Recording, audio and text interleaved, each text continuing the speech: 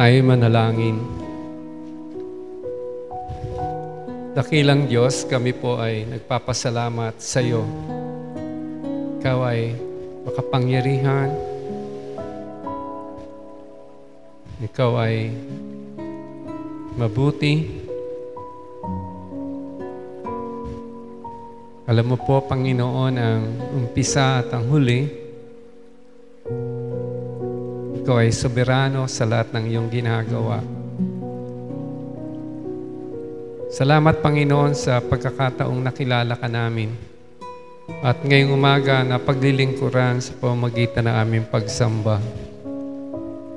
Dumudulog po kami sa iyo, Panginoon. Patuloy kang kumilos sa aming buhay, dala ng biyaya at habag, maging patnubay sa bawat gawain po namin.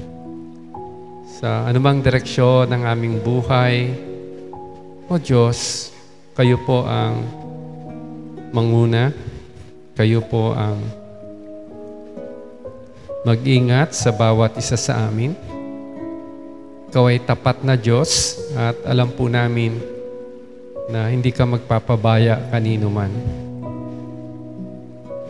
Tinataas po namin sa iyo ang bawat isa ngayong umaga at hinihiling namin na basbasan mo ang bawat buhay na naririto. Ingatan at pagpalain ang bawat isa. Tulungan mo kami sa lahat ng aming pagsisikhay sa buhay. Tulungan mo kami sa lahat po ng aming mga pangarap. Tulungan mo kami sa aming mga ginagawa. Sa mga iniisip at mga balakin pa, kayo po ang pumatnubay sa amin. Nawa ay ipakita mo sa amin ang malinaw na plano mo sa bawat buhay. At gabayan kami na ang buhay namin ay umaayon sa iyong kalooban. Lord, tulungan mo kami sa mga struggles namin, mga pangangailangan sa pangaraw-araw, maging sa mga pagkatakot po namin sa hinaharap.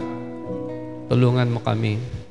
Maging kampante kami, maging mapagtiwala kami sa iyo sa mga bukas po namin. Kaya nga po, patuloy naming pinaniniwalaan ka sa biyaya at kabutihang gagawin mo pa, lalo na't higit dun sa mga kapatid po naming dumadanas ng iba't ibang mga kasakitan. Kilala mo ang bawat isa sa kanila, Panginoon. At alam po namin sakto ang plano mo sa kanila ay hindi sila mapahamak, kundi sila ay karoon ng buhay at isang buhay na ganap. Kaya tulungan mo po ang mga may kapatid naming may sakit. Iunat mo ang iyong mapagkalang kamay, Panginoon. Walang napakahirap na gawain para sa iyo. At hiling po namin na pagalingin mo sila. Salamat, Panginoon. Maging sa mga ginagawa po ng mga kapatid namin sa pagtatrabaho nila, kayo po magbigay ng pabor sa kanila sa harapan ng tao, sa harapan ng kanilang mga boss, upang maging matagumpay sila sa mga pagtatrabaho, sa kanilang mga career, sa mga mag-aaral po namin. Nawa ay pagpalain mo sila ng lakas at karunungan upang mag-excel sila sa kanilang pag-aaral. Ingatan mo ang bawat isa, lalo na sa panahon ng tag-ulan. Ingatan mo kami sa bagyong Agon. Tulungan mo kami na sa gitna ng mga pag-ulang ito, ay maging maayos po ang pamilya namin at kami, bawat isa sa amin at mahal namin sa buhay. Dalangin din po namin ang buong Lifefield kasama po ng taga Nabotas, ng taga Cavite at Bulacan, Las Piñas, maging sa Pasig, Panginoon, sa Nabotas. Dalangin po namin na patuloy kang makapangyari sa bawat isang buhay. At ngayong taon na sa aming pangarap na magamit mong simbahang ito na magbahagi ng iyong mabuting balita, pumilos kang patuloy sa bawat puso upang sa aming maliliit na gawain ay tawid namin ang mabuting balita sa mga taong nangangailangan ng kaligtasan. Pagpalain mo ang aming mga pastor, tulungan mo sila maging matibay sa gitna ng mga pagsubok, maging marunong sa gitna ng mundong ito at gamitin mo ang kanilang pangangaral upang maging patunay na gabay sa bawat isa po sa amin. Nadalangin din namin si Pastor Vince sa kanyang gawain, tulungan mo siya. Maging ang Faith Christian School na aming pansamantalang tirahan ngayon, pagpalain mo ang pamunuan nito, ang paaralang ito, at maging mga estudyante nila. Gawin mong pirmihang matagumpay ang paaralang ito sa lahat ng kanilang ginagawa. Dalangin din po namin ang iyong pagpapala sa aming bayan, sa gitna ng gulo, sa maraming bahagi ng mundo, sa loob at sa labas ng aming bayan.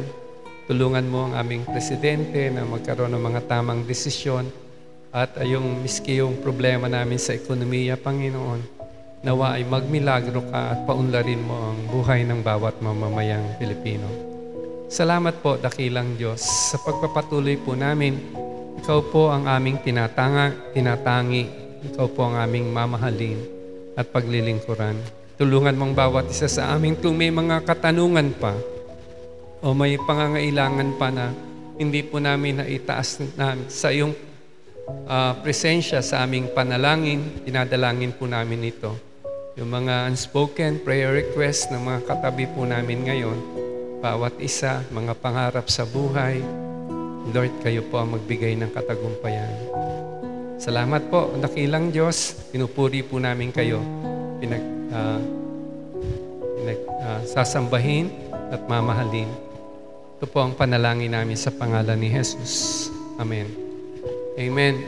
Tayo po ay sa pagbibigay ngayon. Basahin ko yung 2 Corinthians chapter 9, 7-8. Ang bawat isa ay magbigay ayon sa ipinasya ng kanyang puso. Hindi nangihinayang o napipilitan lamang sapagkat iniibig ng Diyos ang masayang nagbibigay.